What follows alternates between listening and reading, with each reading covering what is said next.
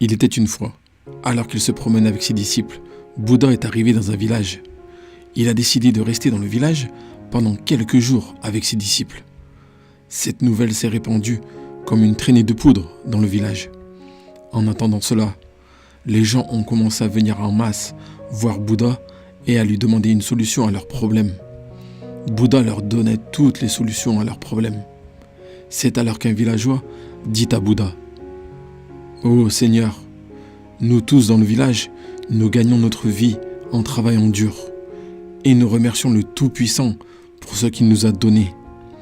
Mais il y a une personne dans notre village qui ne fait aucun travail et ne cesse de blâmer le Tout-Puissant toute la journée. Parce qu'il est pauvre, il maudit et insulte constamment le Tout-Puissant. Si nous essayons de l'arrêter, il nous insulte aussi. Nous ne savons pas quoi faire. » Bouddha dit avec le sourire: « S'il vous plaît, amenez-le-moi. » Un autre villageois prit la parole.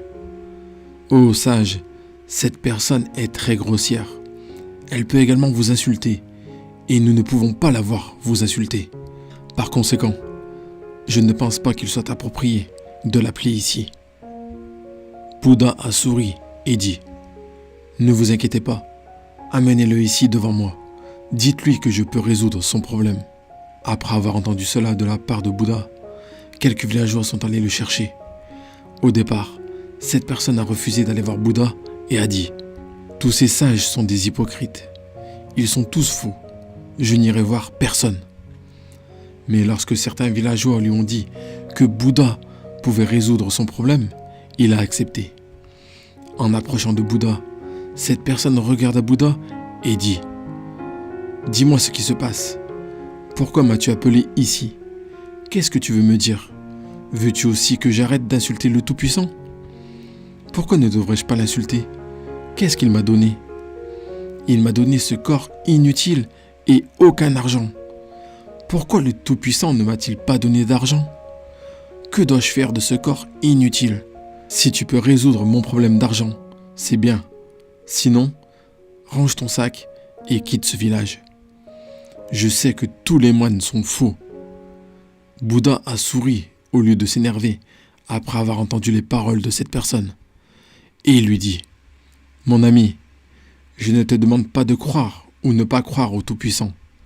La cause du bonheur et de la tristesse d'une personne est son propre karma.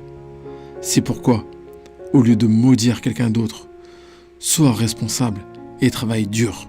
Ainsi, ton problème d'argent peut être résolu. » En entendant Bouddha, l'homme s'est fâché et a dit: « Je n'ai pas besoin de ton cours. Tu as l'air d'un hypocrite pour moi. Je suis venu ici uniquement dans l'espoir d'argent. Dis-moi si tu peux résoudre mon problème d'argent, sinon, pars d'ici. » Bouddha lui répondit: « Regarde mon ami, je n'ai pas d'argent et je n'en ai pas besoin non plus. Mais oui, je connais un roi qui peut te donner beaucoup d'argent. Mais en échange, tu devras lui donner quelque chose en retour. » L'homme dit alors: « Que puis-je donner au roi?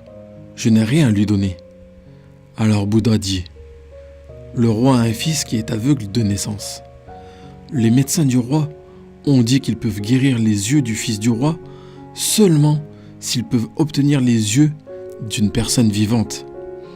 Si tu donnes tes 2 yeux au fils du roi, le roi te donnera des pièces d'or égales à ton poids.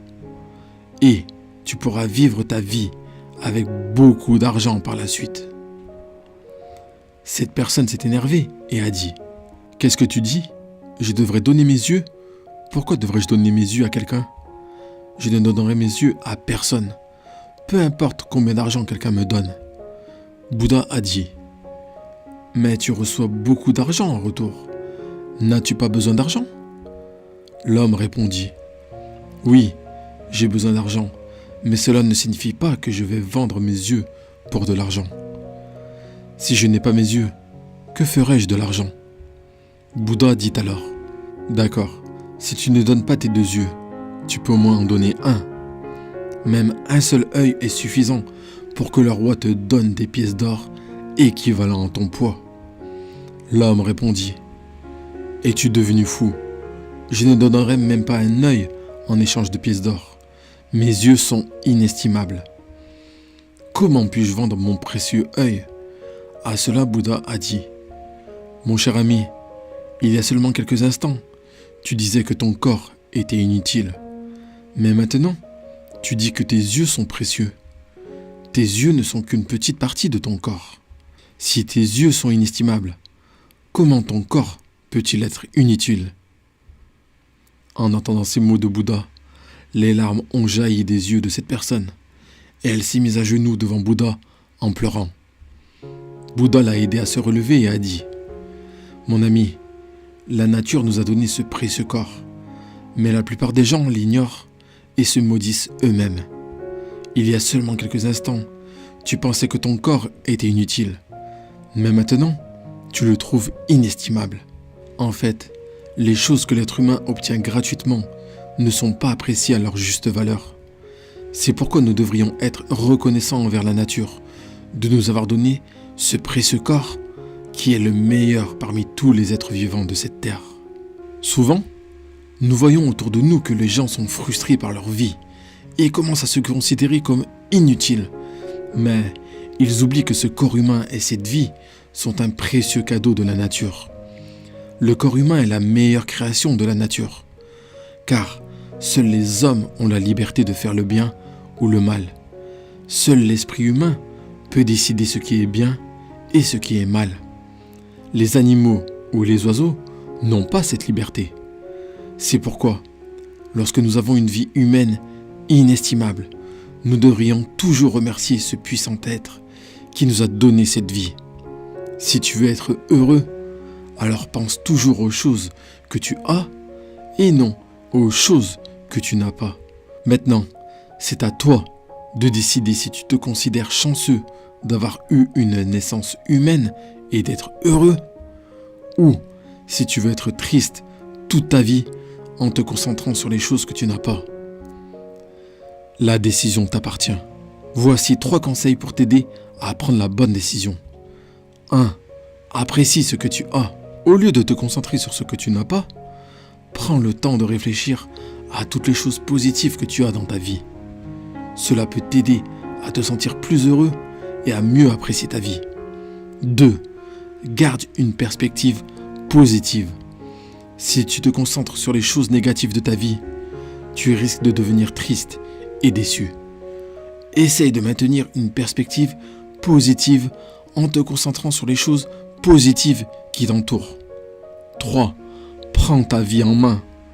Tu as le pouvoir de décider comment tu veux vivre ta vie et comment tu veux te sentir. Si tu choisis de te concentrer sur les choses positives et de maintenir une perspective positive, tu auras plus de chances de vivre une vie heureuse et épanouissante. Merci d'avoir regardé cette vidéo jusqu'au bout. Partage-la autour de toi pour faire le bien et aider tes proches. Prenez soin de vous.